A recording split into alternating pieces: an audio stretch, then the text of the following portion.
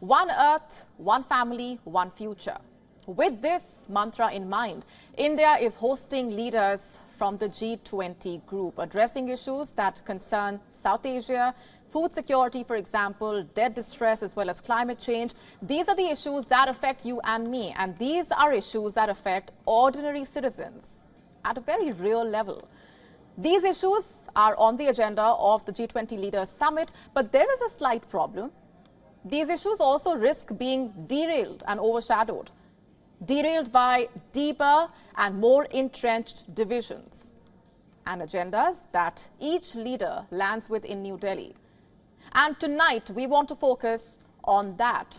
What are the 5 big deliverables here? What are the issues that leaders will be pushing for? Let's first start off with the United Kingdom. British Prime Minister Rishi Sunak has spelled out his G20 objectives very clearly. Sunak saying that for him, G20 is about stabilizing the global economy.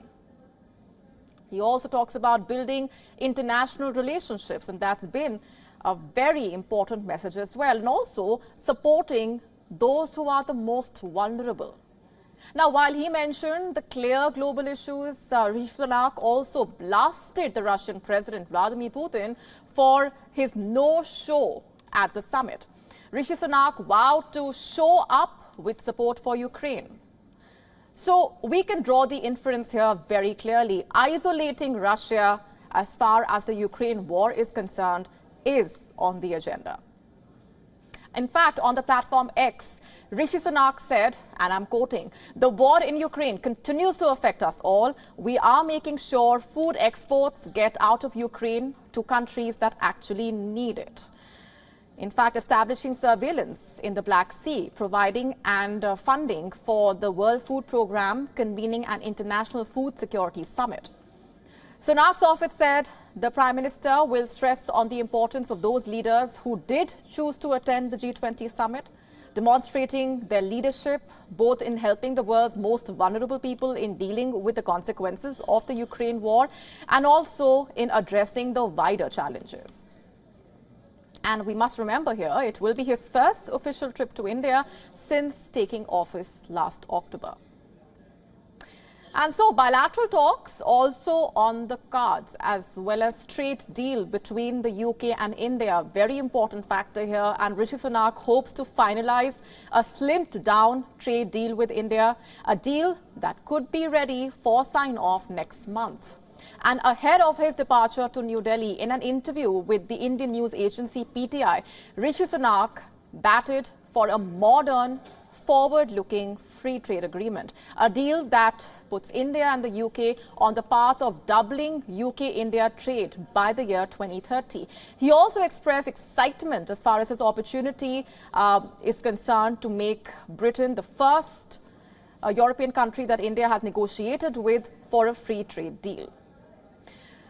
Now, Rishi Sunak's spokesperson also confirming that the British Prime Minister was committed to concluding an FTA with India, and this focus is a thread that will run through all of his engagements pretty much at the G20 summit.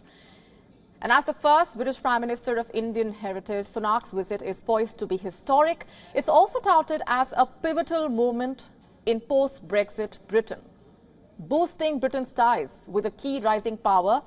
Moreover, the economic advantages are anticipated to far surpass the trade deals previously inked with countries like New Zealand, Australia, Trans-Pacific partners. Let's now just look at the European leaders. What are their deliverables at the G20 summit and what is on their agenda?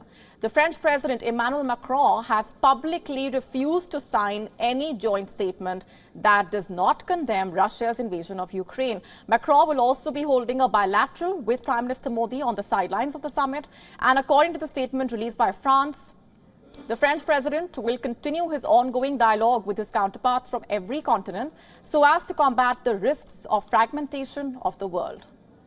And Paris stressed that the discussion will also be an opportunity when it comes to making progress in implementing joint responses to the major global challenges that can only be tackled via multilateral action. Peace, stability, poverty alleviation, protection of the climate and our planet, also food security and digital regulation. Now, after attending the event in New Delhi, Macron will be flying to Bangladesh, where he will be holding a bilateral meeting with the country's Prime Minister, Sheikh Hasina, and the leaders are expected to discuss France's strategy in the Indo-Pacific region. Meanwhile, the German Chancellor Olaf Scholz underscored the significance of the G20 Summit. Even in the face of notable absences, Scholz said that the G20 Summit still bears a big obligation to fulfill, also highlighting that countries with a colonial history hold a particular responsibility. They have a responsibility to facilitate development in former colonies, and he offers to assist the former colonies in harnessing and processing their natural resources. In fact, earlier today, WION's principal diplomatic correspondent Siddhant Sibal sat down with the German ambassador to India to discuss India's G20 presidency and also to look at what is on Germany's agenda. The envoy said supporting India's G20 presidency is on Berlin's agenda. Additionally, climate change, boosting ties with the global south, and that includes boosting energy partnerships among the top priorities. And he also referred to addressing the Ukraine war conflict, the Ukraine war challenges, and stressing on addressing the war of aggression as the agenda. You see, Ukraine remains at the forefront of the European leaders' concerns, and the same holding true in the United States as well. Reports suggesting that America will be closely observing India for any signs that dealing with the Russians will not be business as usual. President Biden himself will be attending the summit, and his visit to India for the G20 and then Vietnam is strategically designed to solidify U.S. influence in the region and also to counter China's growing global presence. Biden's trip coming as his re-election campaign gains momentum, where he aims to portray himself as a resolute leader on the world stage, distinct from his predecessor, Donald Trump. So here's a look at what is on Joe Biden's G20 agenda.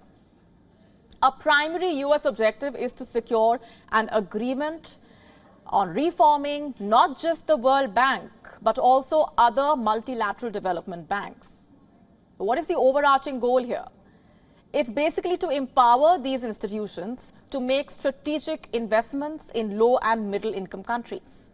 Clearly, as a strategic move to counterbalance China's influence. That's the messaging here.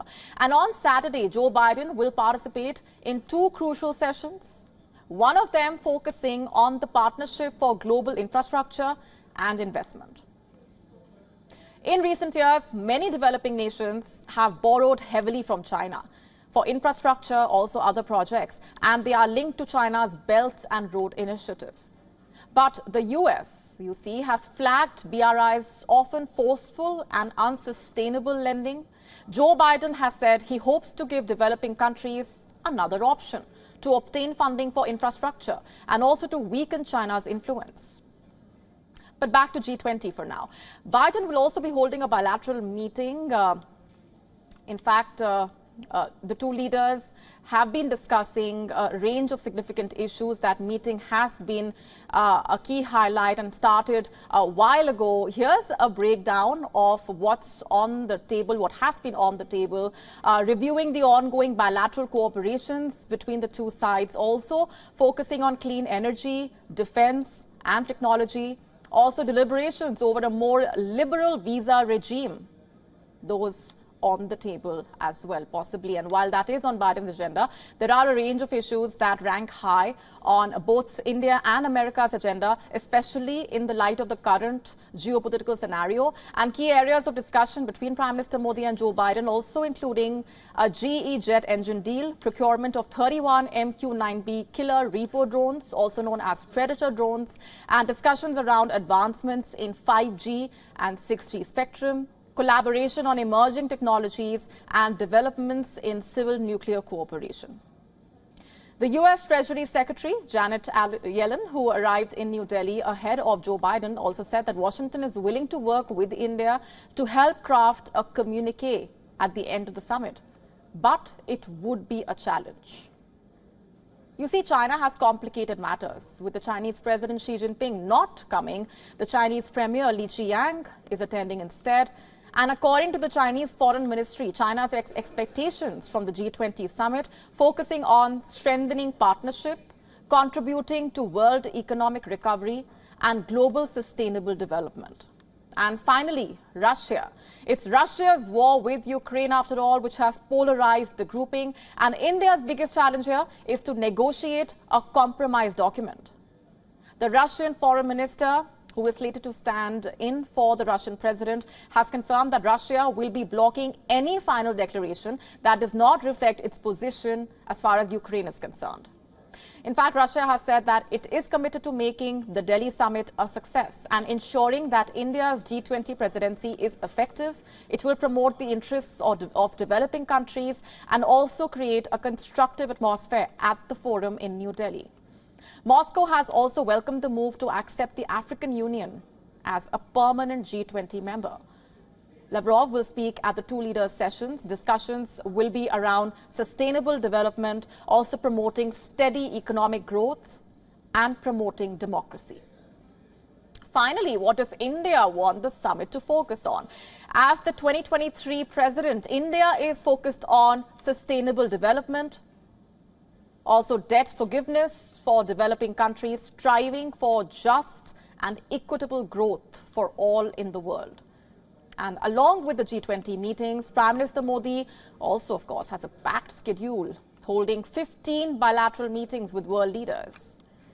So there you have it, the G20 Leaders Summit representing the opportunities that India has. There are also challenges and risks involved. India will need to navigate its existing partnerships for any consensus to emerge. WION now available in your country. Download the app now. Get all the updates on the move.